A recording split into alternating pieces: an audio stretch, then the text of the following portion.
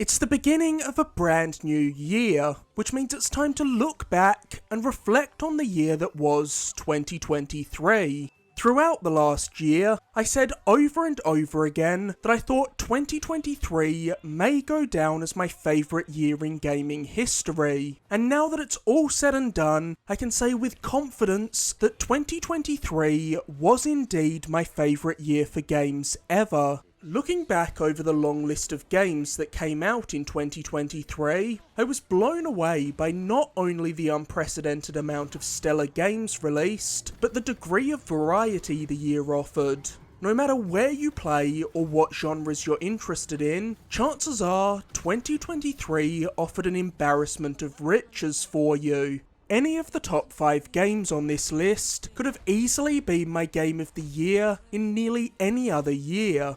Before we get into the list proper, I want to get a couple of ground rules for my list out of the way. Firstly, I don't include any remasters on these lists, however, full-blown remakes are eligible, and as you might expect, a few high-profile remakes from 2023 do appear on my list. Secondly, as this list is all about celebrating the games released in 2023, I won't be including any DLC in my top 25 list, which I normally wouldn't even feel the need to clarify, but 2023 did have some very notable DLC, in the form of Cyberpunk 2077's acclaimed Phantom Liberty DLC, and the wonderful epilogue to God of War Ragnarok that is the Valhalla DLC. I still kinda can't believe that Sony gave away such a meaty piece of content for free. The final thing we have to get to before we get into the list is honourable mentions. In a year as stacked with new games as 2023, it's impossible to get to everything that you'd like to play, so I want to shout out a handful of games that I haven't made time for yet, that seem like they'll be right up my alley when I do get around to them, and may very well have earned a spot on this list if I'd played them beforehand.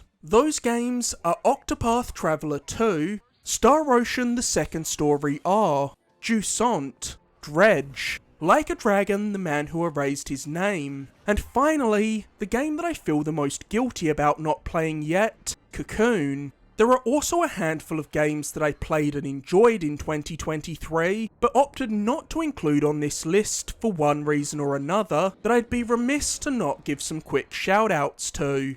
Let's get the big one out of the way first, as I'm sure you might wonder why I wouldn't include such an important game and winner of Game of the Year at the Game Awards on my list. That game, of course, being Baldur's Gate 3. I chose not to include Baldur's Gate 3 on my list because I haven't finished it yet, and I wouldn't feel comfortable putting such a story-heavy game on my top 25 list without completing it first. I've got to be honest, I'm not much of a Dungeons and Dragons person. In fact, I've always struggled to get invested in that world in any medium, so it's a testament to the quality of Baldur's Gate 3 that I have genuinely enjoyed my time with it, despite having no affinity for the universe it takes place in. The other major game that I think people might be shocked not to see on this list is Armored Core 6. Look, I absolutely adore FromSoft. They're probably my favourite developer, but it's their Souls games that I love. Mech games have just never been my thing, and while I had more fun with Armored Core 6 than any mech game I'd played before it, this still just isn't a genre that fully clicks with me. Speaking of Souls games, Lies of P is another game that, like Baldur's Gate 3, I just haven't finished yet. As I said before, there are few games that I love more than From Software's Souls games, but I've always found that when other studios try to ape this style of gameplay, the games never feel quite right. Lies of P is far and away the best non-FromSoft Souls-like that I've played, thanks to its extraordinary art direction and interesting enemy designs, and if I had finished it, I'm sure it would have made my top 25. But even then, I imagine it'd probably be on the lower end of the list, because while I like Lies of P a lot, I don't love it to the same degree many other players do, and Lies of P still doesn't hold a candle to any of FromSoft's games in my eyes. Another game I'm yet to finish, seeing as I only started it over the holiday season, is Avatar: Frontiers of Pandora. When we first saw gameplay of Frontiers of Pandora, the general consensus seemed to be, this just looks like a Far Cry game on Pandora. And you know what? That's pretty much what it is. But I like Far Cry games, so I'm having a good time with Frontiers of Pandora. And finally, the last game I want to give a quick shout out to is Sonic Superstars. You never know what you're going to get with a new Sonic game, as the series has been all over the place in terms of quality over the past couple of decades. And while Superstars certainly doesn't reach the highs of games like Sonic Mania, Colors, and Generations, it's a more than competent platformer that certainly falls on the good side of the Sonic quality spectrum. Now, with all that preamble out of the way, let's dive into my top 25 games of 2023. Kicking off the list, at number 25, we have Hot Wheels Unleashed 2. Racing is far from my favourite genre, especially when it comes to games that are trying to be more realistic simulators. However, I do have a soft spot for kart racers and the more arcadey racing games that were more present in prior generations, and that's exactly what the Hot Wheels Unleashed games are. The original Hot Wheels Unleashed laid a rock-solid foundation, and Unleashed 2 builds upon it with more varied tracks that play with the scale of these tiny vehicles in fun ways, and the addition of 2 new vehicle types in the form of ATVs and motorbikes. All this paired with the meticulous attention to detail shown in the vehicles themselves, as well as the various pieces that make up the tracks, shows Milestone's dedication to making the most robust and faithful Hot Wheels game ever made. Unleashed 2 also features some much appreciated quality of life changes, like removing the random loot boxes of the first game in favour of a rotating lineup of vehicles that you can purchase with in-game currency, making Unleashed 2 a more well-rounded experience than its predecessor in every way. At number 24, we have Venba. Clocking in at about 90 minutes, Venba is a game that you'll easily get through in one sitting, which makes the emotional attachment you form with its characters in its brief runtime all the more impressive. Venba tells the tale of an Indian immigrant as she navigates life in Canada and the trials and tribulations she faces, be it financial difficulties or the challenges of connecting with her son, who was born in Canada and therefore doesn't share the same cultural touchstones as her, even feeling embarrassed of his heritage as he feels like it makes him different to the other kids around him. Many of Venba's struggles are cleverly showcased in-game through touches like the text boxes that the story is told through, becoming blotchy when she speaks with her son in English as she struggles to keep up with what he's saying. While Venba is largely a story-driven experience, there is some light gameplay centred around cooking the meals that remind Venba of home through some simple yet satisfying mini-games. I think you'd be hard-pressed to find someone who didn't get a little misty-eyed by the end of Venba, thanks to the relatable and wonderfully realised mother and son bond at the heart of the game. At number 23 is Assassin's Creed Mirage. In a time where the Assassin's Creed series has continued to get more bloated and unwieldy with each new entry, Mirage promised to be a scaled-back, more digestible Assassin's Creed game in the vein of the AC games of old, and that's exactly what Ubisoft Bordeaux delivered. While it's by no means a revolutionary game, and even oversimplifies its mechanics in some ways, Mirage is still a fun nostalgia trip that serves as a reminder of why I fell in love with this franchise to begin with, thanks to its increased focus on social stealth, parkour, and of course the set-piece assassinations. All the things that made that original run of Assassin's Creed games so special. I said it in my review of Mirage, and I'll say it again now. This style of Assassin's Creed game is just pure video game comfort food for me, and I'd love to see Ubisoft continue to experiment with smaller, more focused entries between the huge RPG Assassin's Creed games. At number 22, we have a game that seemed to appear out of nowhere to sweep the world by storm, Suika Game. Suika Game is a simple yet endlessly replayable physics-based puzzle game that feels almost like a cross between Tetris and Threes. In Suika Game, you drop pieces of fruit into a box, and when two pieces of the same fruit touch, they'll combine into a new, bigger fruit. But if your pile of fruit reaches the top of the box, it's game over. Easy to pick up but difficult to master, exactly what a puzzle game should be, Suika Game has been my go-to wind-down game for months, when I just want to jump into something and shut my brain off for half an hour before bed. And the best part of Suika Game? It's dirt cheap, setting you back just a few bucks. At that price, it's an absolute steal and worth picking up if you're even remotely curious about it. At number 21 is one of my biggest surprises of 2023, Dead Island 2. Dead Island 2 was originally announced almost a decade ago and has had one of the most tortured development cycles in modern history, switching hands between 3 different studios since its announcement before finally landing at Dambuster Studios, a developer with a shaky track record at best, as they're mostly known for developing the abysmal Homefront: The Revolution. Needless to say, I didn't have high hopes for Dead Island 2, but to my surprise, after playing Dead Island 2, I realised it was against all odds, actually pretty damn good. While it's not breaking any new ground, aiming only to be a more refined version of what came before it, Dead Island 2 is a fun action RPG with surprisingly funny writing, satisfying combat, and some of the gnarliest gore effects you'll ever see in a video game. Dead Island 2 is just good old-fashioned zombie slaying fun. Nothing more, nothing less.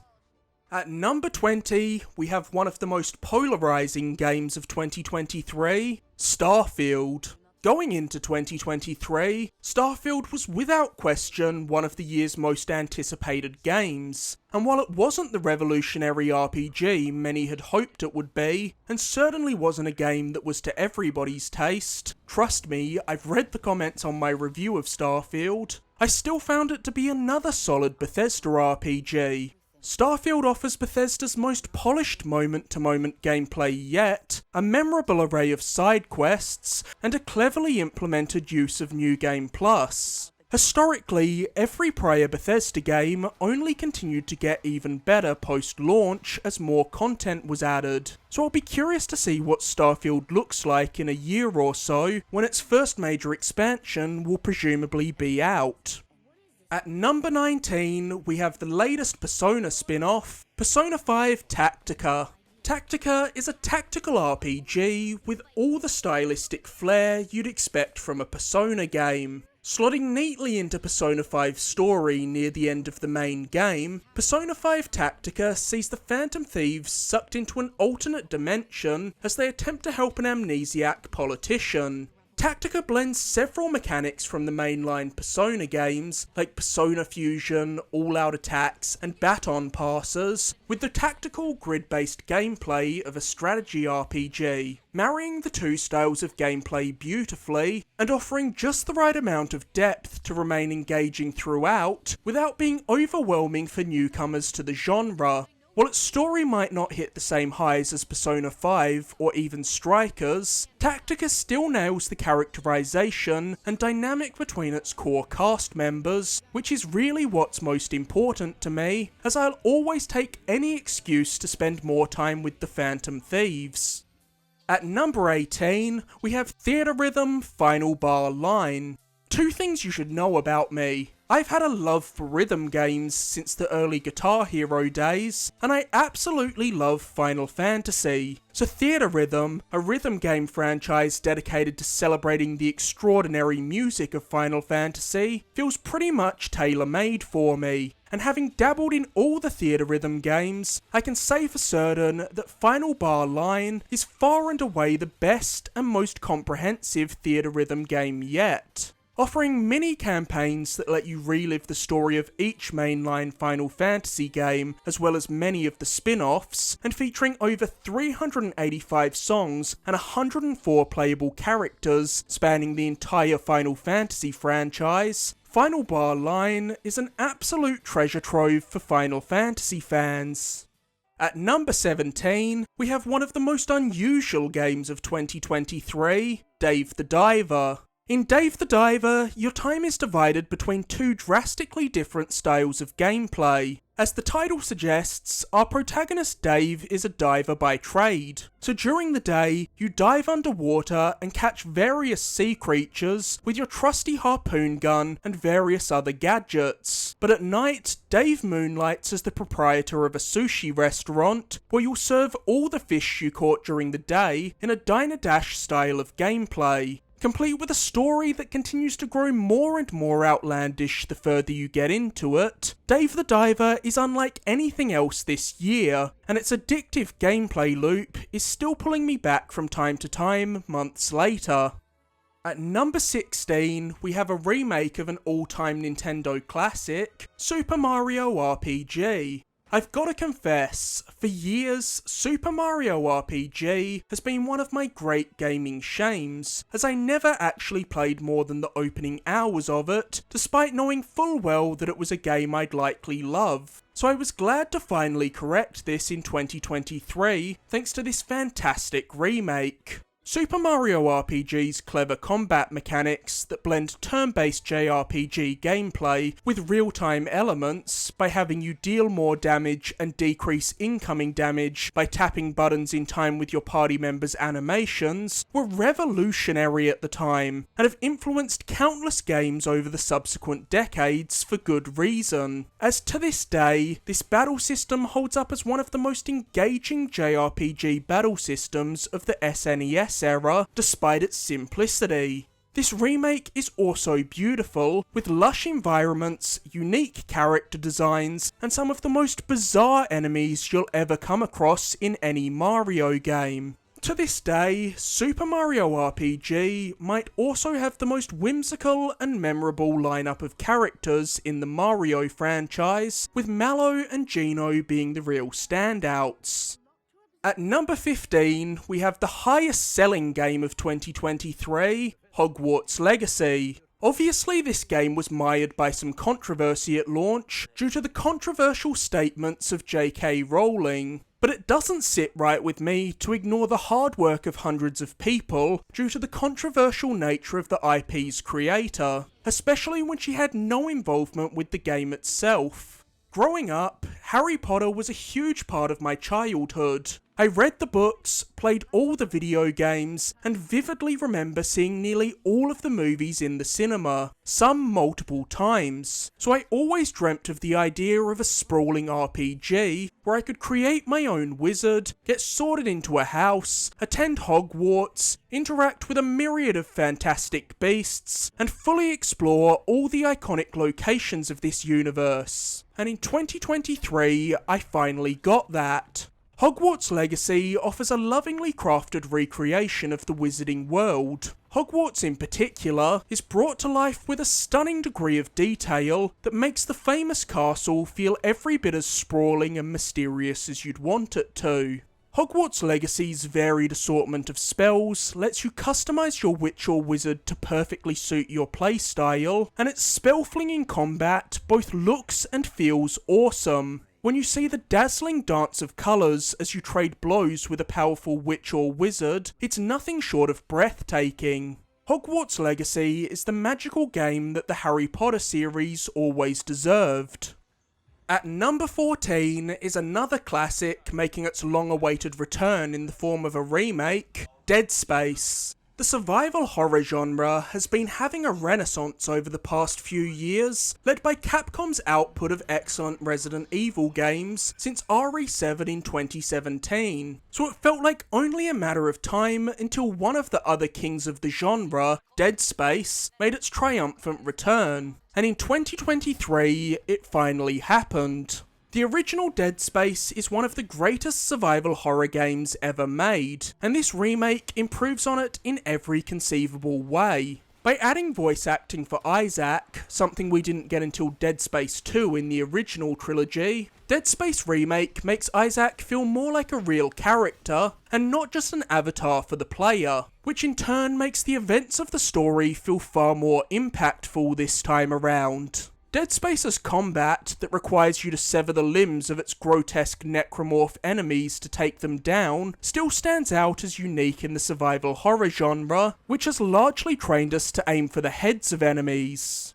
Dead Space's intense sound design and clever uses of complete silence make it one of the most nerve-wracking gaming experiences you can have, and graphically, Dead Space Remake is easily one of the best looking games of 2023, thanks to its impeccable lighting effects that are among the best I've ever seen in a game. At number 13 is one of 2023's greatest indie darlings, Sea of Stars. Sabotage Studio first came to prominence with 2018's The Messenger, an excellent Metroidvania with a nifty time travel mechanic, where the main character can travel back and forth between two time periods, with the visuals switching between 8-bit and 16-bit graphics to differentiate the two timelines. So I wasn't expecting their follow-up to that game to be a turn-based RPG, but I'm thrilled that it is. Sea of Stars is a truly special game. Like Super Mario RPG, Sea of Stars combines a more traditional JRPG battle system with timed button presses as you charge up attacks or bounce a lunar boomerang back and forth with your opponents, which is a great way to keep players engaged and prevent them from zoning out during lengthy boss battles. Another aspect of Sea of Stars that stands out from other RPGs is the moment-to-moment traversal of its world. While Sea of Stars is an entirely different style of game from The Messenger, the devs at Sabotage have used their prior expertise in platforming to make Sea of Stars traversal more interesting than most JRPGs, as you're constantly climbing and jumping around the environments rather than just mindlessly wandering from screen to screen. Of course, no JRPG is complete without a strong cast of characters, and Sea of Stars' lovable cast bring a jolliness to the overall fairly serious story, which made Garl, Valere and Zale some of my favourite characters of 2023. As we cross the halfway point of the list, we have number 12, Mortal Kombat 1. Mortal Kombat has been my go-to fighting game franchise since the 2011 reboot. The fighting mechanics of these games just click with me, and I find stringing together combos and juggling enemies in midair more satisfying in NetherRealm's games than just about any other fighting games. MK1 is a refinement of the formula established over the three prior Mortal Kombat games, offering an abundance of content for both solo and online players. The addition of cameo fighters adds a new layer of depth to battles. Its story mode is a massive celebration of the entire Mortal Kombat universe, with particular love shown to the often overlooked PS2 era of MK, which I very much appreciated, as that was where I cut my teeth on the series. And Mortal Kombat 1 is easily one of the best looking games of 2023, thanks to its impeccable lighting and particle effects, and industry-leading facial animation, which isn't something you'd necessarily expect out of a fighting game. I truly think Mortal Kombat 1 is not only one of the best fighting games of 2023, but the best Mortal Kombat game yet. At number 11 is the, wonderful Super Mario Bros. Wonder. While Mario's 2D side-scrolling outings have always been at the very least good, I think both myself and many others were ready to see Nintendo move on from the new Super Mario Bros. Style. After all, the last time we had a 2D Mario game that wasn't in that art style was Super Mario World on the SNES. It was past time for something new, and in 2023, we finally got that with Super Mario Bros. Wonder, one of the most bizarre and fantastical Mario games yet. While at a glance, Wonder can look like any other Mario game, it's when you stumble across the game's central gimmick, the Wonder Seeds, that you realise just how weird Wonder can get. Each level of Super Mario Bros. Wonder has a Wonder Seed placed somewhere within it, and when Mario touches it, something completely unpredictable will happen. Mario might transform into a gelatinous blob that can stick to surfaces. The pipes that you're platforming across could spring to life and start wriggling throughout the stage like worms, or the stage may shift to being set to music as all the piranha plants littering the stage start cheerfully dancing and singing in time with the song playing. It's basically Mario going on an acid trip through touching these strange seeds. Then there are the new power-ups, like the fruit that transforms Mario into an elephant, that are just as strange as the Wonder Seed effects. Because of this, you never know what to expect out of each new level you enter in Super Mario Bros. Wonder. And that joyous sense of discovery makes Super Mario Bros. Wonder the best platformer of 2023. It's pretty incredible that even after 40 years, Nintendo are still finding new ways to surprise and delight us with Mario games. At number 10 is the endlessly playable Diablo 4. While I had played the original games, I truly fell in love with Diablo when Diablo 3 came to the PS3 late in its life cycle, and I've been hooked ever since. Diablo has a perfect loot-driven gameplay cycle. You go out on quests and slay monsters to get loot that will make you more powerful so you can go out and kill stronger enemies to get even better loot. Rinse and repeat as the hours just melt away. But Diablo 4 is so much more than just another Diablo game, as 4 is the series' most ambitious game by a mile. Diablo 4 offers the series' first true open world, with its 5 sprawling regions dwarfing every prior Diablo game in scope. But the abundance of fast travel points and the addition of mounts means that it never feels like a slog to get across Diablo 4's massive map. Diablo 4 returns to the series' horror-focused roots, and because of this and its excellent villain Lilith, Diablo 4's story had me more captivated from its opening cinematic than I ever was at any point in Diablo 3. With its endlessly enjoyable gameplay loop and mammoth amount of enemy variety, Diablo 4 is a game that's earned a permanent place on my hard drive as something I know I'll be returning to over and over again for years to come. At number 9 is one of the most charming games of 2023, Pikmin 4.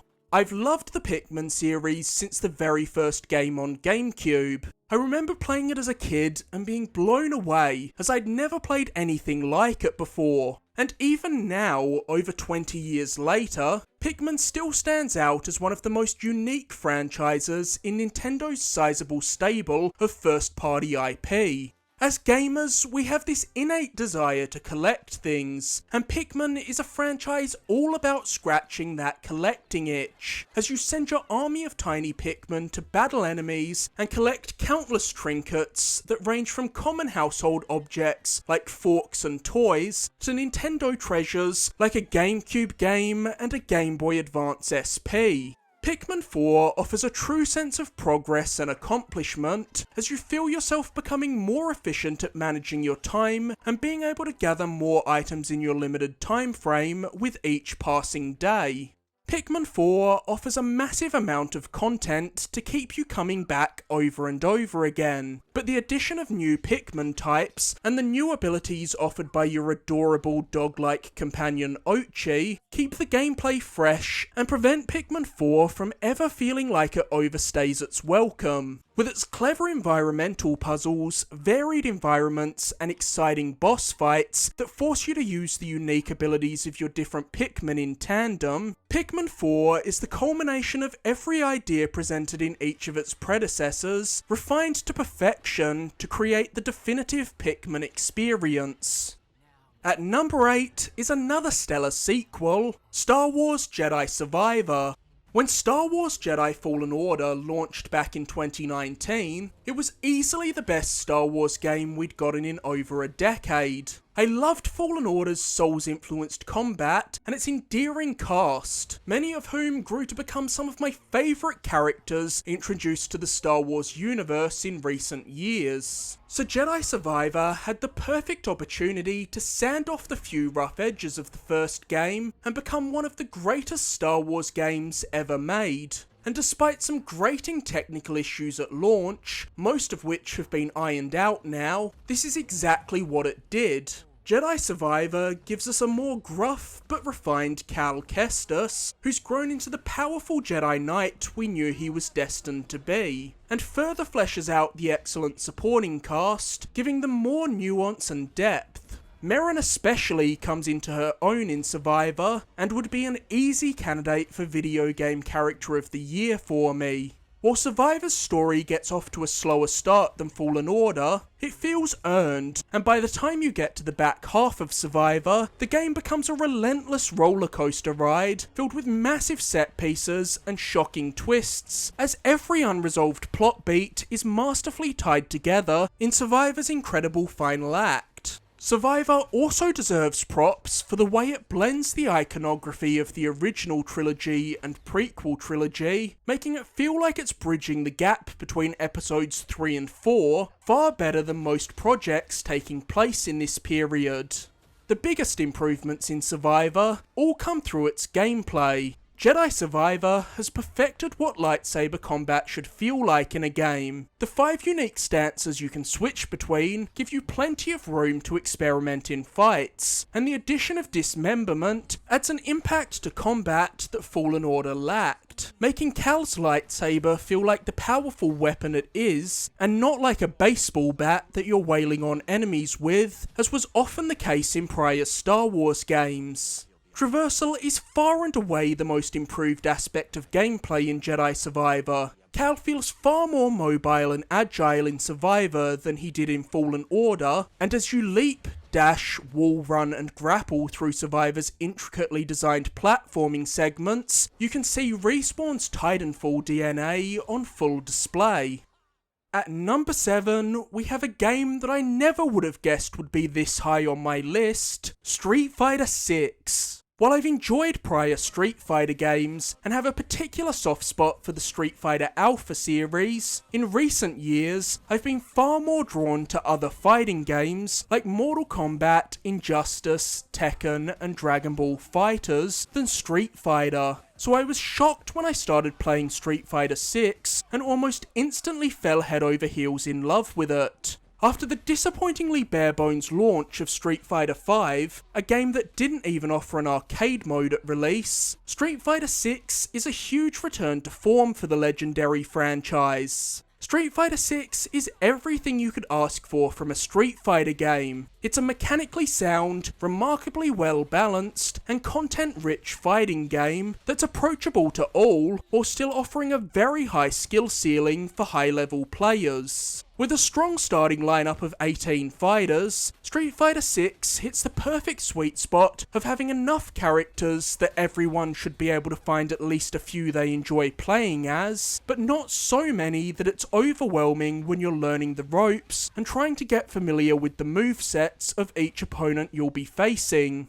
Street Fighter 6 skillfully walks the tightrope of offering the right blend of returning favourites like Ryu, Ken, Cammy and Chun-Li, and newcomers like Jamie, Kimberly and Marissa. And Street Fighter 6 offers a fantastic lineup of memorable stages to duke it out in, something that can add a surprising amount of longevity to a fighting game. I also absolutely love the stylish graffiti-filled aesthetic and hip-hop infused soundtrack of Street Fighter 6, which feels like a major throwback to Third Strike. Street Fighter 6 is easily my new favourite Street Fighter game, and just like Street Fighter 2 did in the 90s, Street Fighter 6 has set the bar for fighting games of this generation to try to live up to. At number 6 is 2023's most pleasant surprise, Hi-Fi Rush. As I said when discussing theatre rhythm, I love rhythm games. And you know what else I love? Character action games. Hi-Fi Rush is a game that manages to combine these two genres flawlessly. While we've seen plenty of other games experiment with the action set to music gimmick, no other studio has pulled it off even remotely as well as Tango did with Hi-Fi Rush, which is made even more impressive when you take into account that this is the studio that made the two Evil Within games and Ghostwire Tokyo, so this is something entirely out of their wheelhouse. Hi-Fi Rush's entire world moves to the rhythm of the music playing in the level. Protagonist Chai runs to the beat, lights strobe in time with the music, and the platforms you're jumping between shift to the soundtrack. This ingenious design means that there is always something in your peripheral vision showing you the timing you should be aiming for when attacking, as your attacks will deal more damage if your button presses are in time with the soundtrack. Something I truly appreciate about Hi-Fi Rush is its dedication to celebrating different genres of music. This is a game that treats Nine Inch Nails, The Prodigy and Mozart with the same degree of reverence, so you know Hi-Fi Rush was made by a team with a passion for music in all its forms. An often overlooked aspect of Hi-Fi Rush is how well written and funny it is. Humour is hard to pull off in games, as comedy is all about timing, something much harder to nail down when a player has agency over what the character is doing at any given time. But Hi-Fi Rush is the rare game that is genuinely funny, with its jokes landing far more often than not. Hi-Fi Rush oozes style, with its slick cel-shaded art style, amazing character design, and emotive facial animation, giving Hi-Fi Rush a real Saturday morning cartoon vibe, and making it one of the most visually striking games of 2023.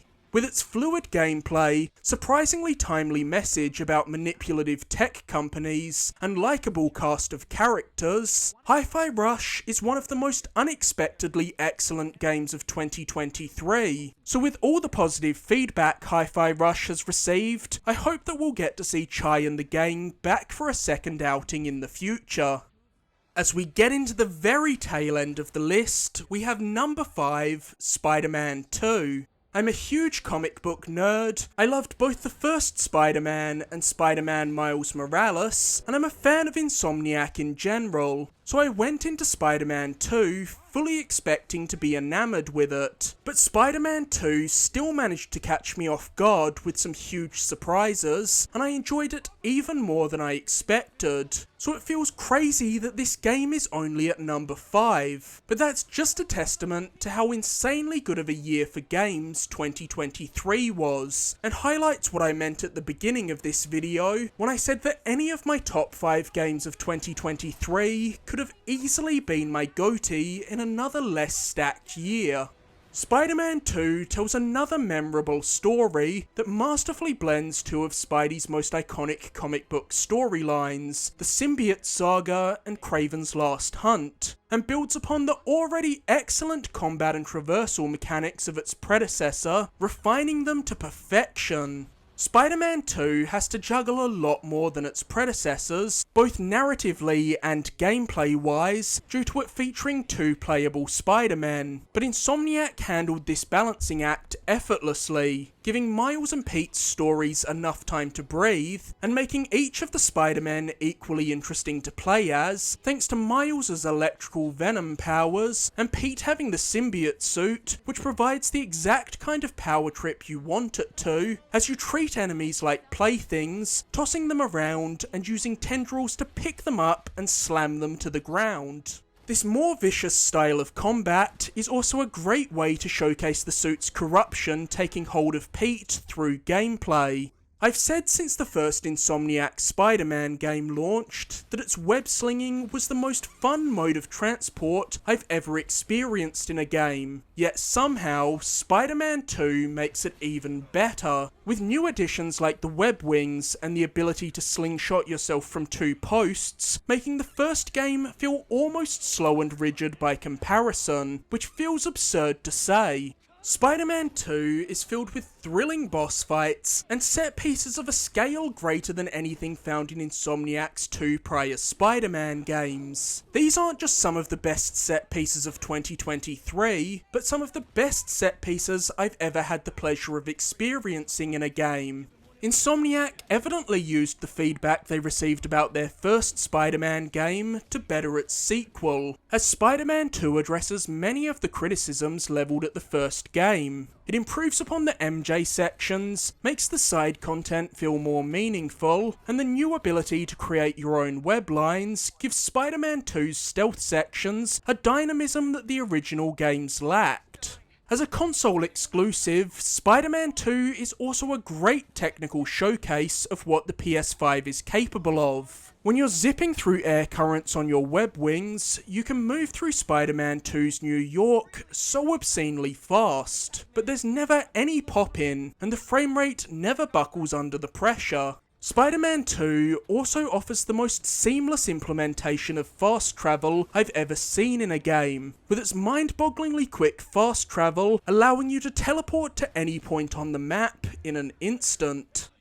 Appropriately, at number 4, we have Resident Evil 4. The original Resident Evil 4 is widely regarded as one of the best games of all time, so if you're going to remake it, you sure as hell better not mess it up unless you want to attract the ire of legions of fans. But with the Resident Evil 4 remake, the team at Capcom did something nearly impossible. They took one of the greatest games of all time and made it even better. My biggest concern with this remake was that it would take itself too seriously and lose the endearing cheesiness of the original RE4, but thankfully this remake keeps all the charming B-movie silliness intact, and the additional story beats added in this remake, like the increased time we spend with Luis, only strengthens the story of Resident Evil 4. RE4's gameplay is superb, with several major changes making this remake a far more frictionless experience than the original version. The addition of stealth mechanics allows you to tackle familiar encounters in new ways, and the knife parry not only feels great to pull off, but also alleviates one of the biggest problems with the original RE4, the frustration of enemies being able to kill you in one hit. Because in RE4 Remake, even a strike from a chainsaw can be deflected with a well-timed parry. It also cannot be overstated how drastically being able to move and shoot at the same time improves the flow of combat. And yes, shooting out an enemy's knees and then running up and finishing them off with a spinning kick feels as satisfying today as it did on the GameCube.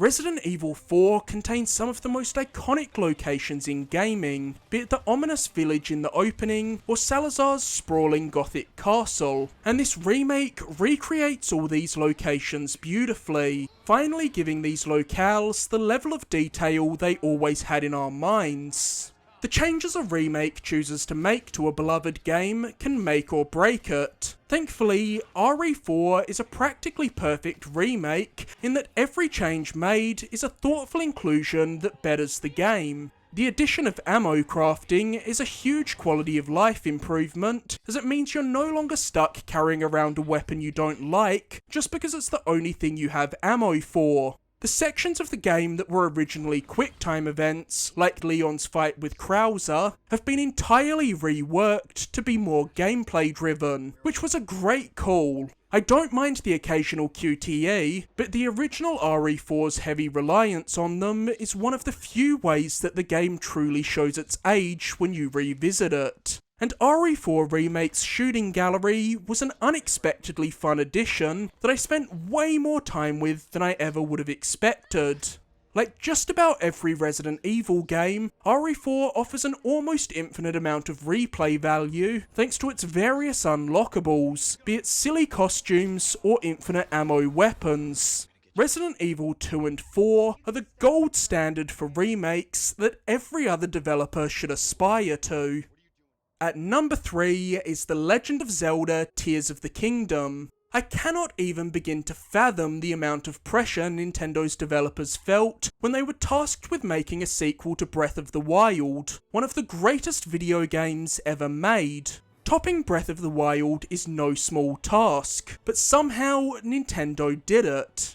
No matter how big you expected Tears of the Kingdom to be, odds are it's even bigger, as Tears of the Kingdom takes the already gargantuan map of Hyrule from Breath of the Wild and doubles it in size through the additions of the cavernous depths below Hyrule and the various sky islands floating above it. But impressively, as big as Tears of the Kingdom is, it never sacrifices quality for quantity. Hyrule is packed to the brim with interesting things to see and do, lending an unparalleled sense of discovery and wonder to Tears of the Kingdom's exploration. Tears of the Kingdom's absurdly impressive physics, paired with Link's new abilities, makes Tears of the Kingdom one of the most joyous open-world sandboxes ever made.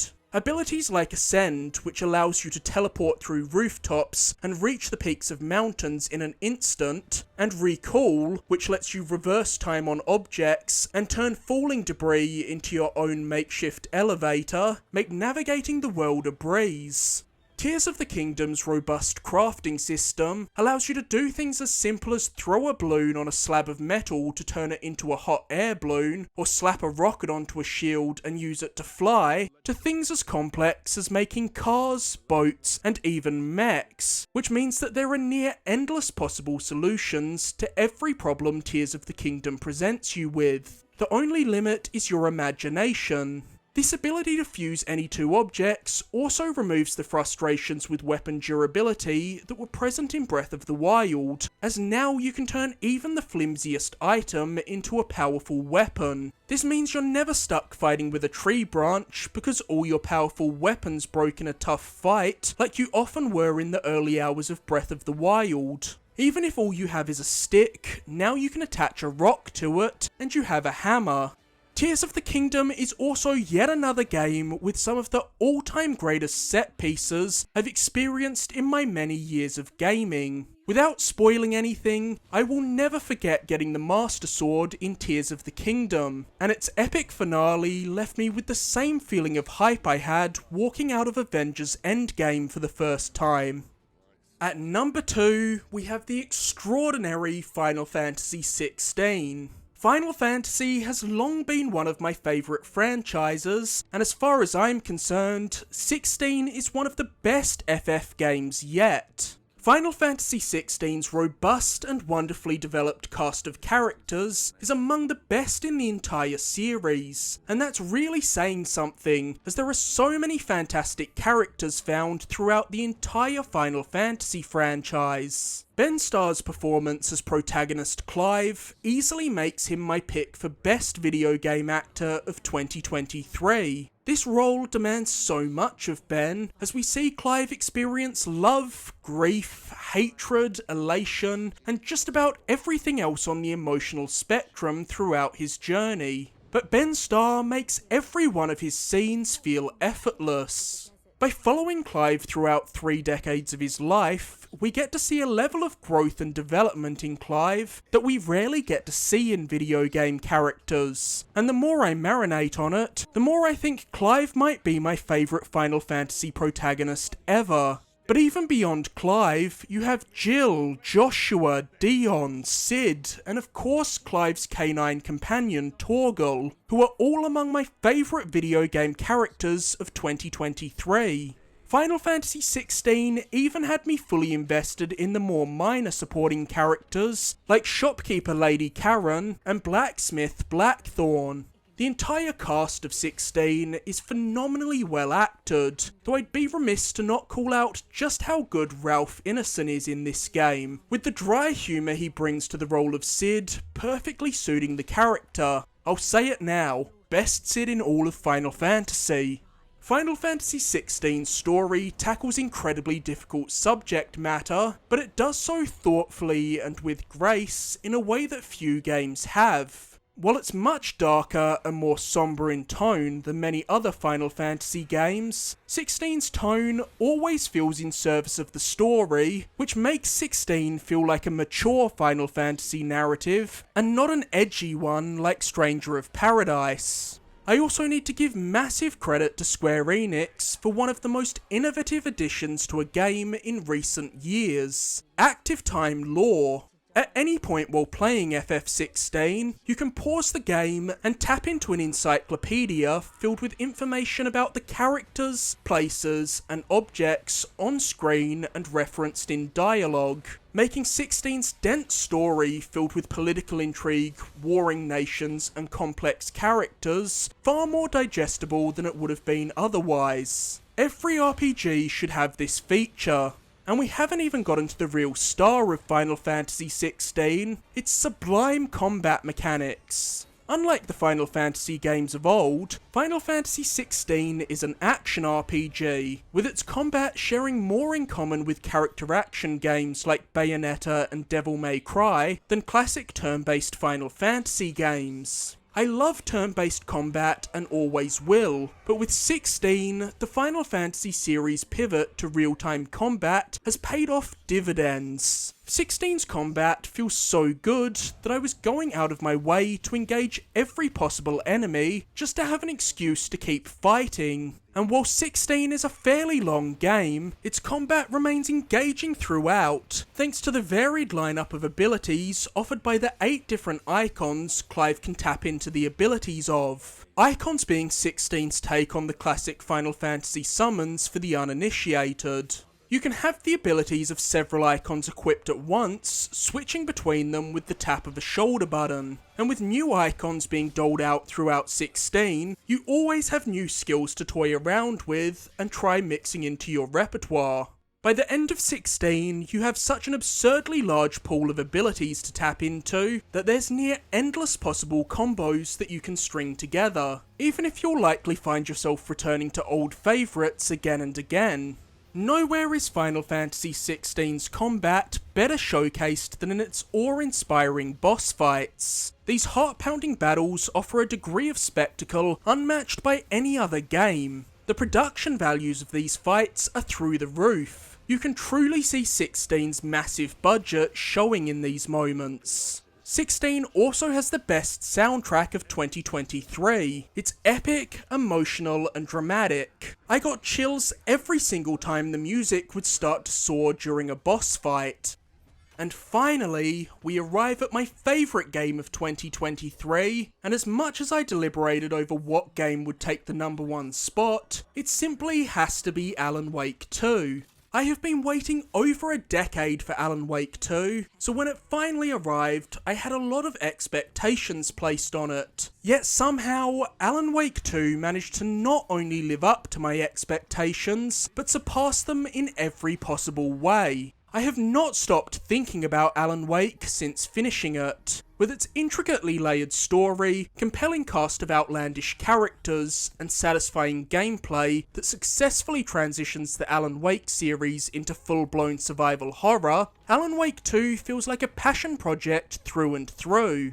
Introducing a new protagonist in a sequel can be a risky decision, especially in a sequel as long awaited as Alan Wake 2. It's easy for it to feel like the newcomer is taking the limelight away from the character we actually want to be spending time with, but a second protagonist was a necessity in Alan Wake 2 due to where the original game left off. And fortunately, newcomer Saga Anderson is a more than worthy addition to the cast, and I was equally enthralled when I was playing as Saga, investigating the murderous cult plaguing the town of Bright Falls, as I was when I was controlling Alan as he attempts to break free of the nightmarish alternate dimension known as the Dark Place that he became trapped in at the end of the first game. Remedy has long been experimenting with mixing live-action footage with in-engine graphics, but Alan Wake 2 implements these live-action elements better than any of Remedy's prior games, using them to craft surreal moments that are unlike anything I've experienced in a game before, utilising the medium to its fullest and telling a story that could only be told in a video game. Of course, style and tone can only carry you so far if they aren't backed up with great gameplay, but Alan Wake 2's survival horror gameplay is so good that it'll leave you questioning how Remedy made something this fantastic on their first foray into the genre. Alan Wake 2's combat that requires you to shine a torch on its shadowy enemies to burn away the darkness surrounding them before shooting them still feels unlike anything else in the genre, and Alan Wake 2's perfectly balanced ammo scarcity keeps encounters tense, as you're always nervous about burning through your most powerful ammo types without ever ending up in a situation where you're completely out of ammo and stuck.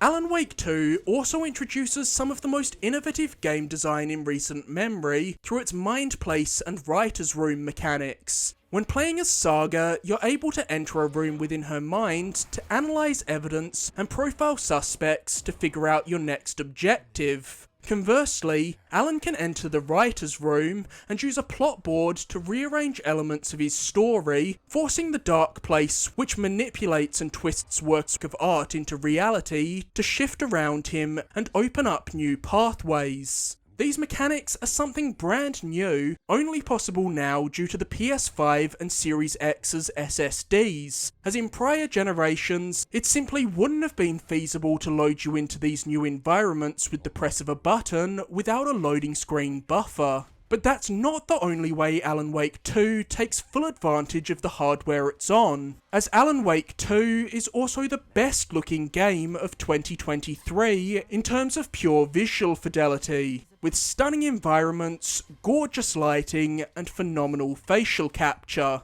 Of course, I cannot talk about Alan Wake 2 without bringing up one of the most memorable gaming moments of 2023, which comes in the form of the game's We Sing musical sequence, which I don't think is a spoiler to discuss, seeing as there was a live performance of it at the Game Awards. This moment is unlike anything I've ever seen attempted in a game before, and the song Herald of Darkness has remained stuck in my head and on my Spotify on repeat playlist since playing Alan Wake 2.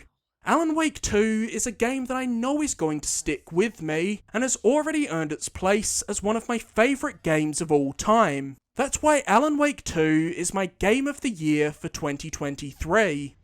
So there you have it, that's my top 25 games of 2023. What a remarkable year it was. But what was your game of the year for 2023? Let me know in the comments below.